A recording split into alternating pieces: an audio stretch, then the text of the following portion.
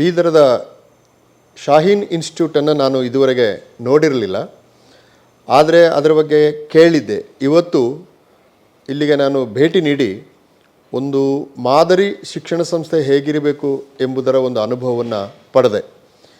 ಭಾಳ ಮುಖ್ಯವಾಗಿ ನಾನು ಒಬ್ಬ language teacher.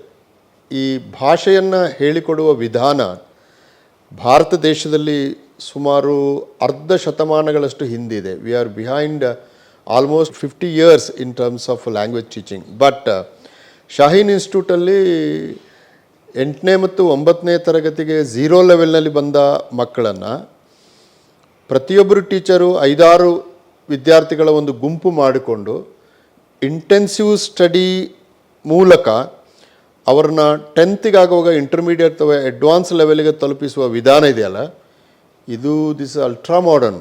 And I have never seen such A intensive course of language teaching in India anywhere.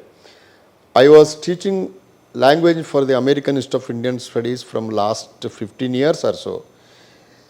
So the whole institute was supported by American institutes, but I never experienced this type of the intense course for language teaching. So I congratulate all concerned, especially Khadir Saab, to bringing the best from this institution, and I also congratulate all the staff who are dedicatedly working for the institution.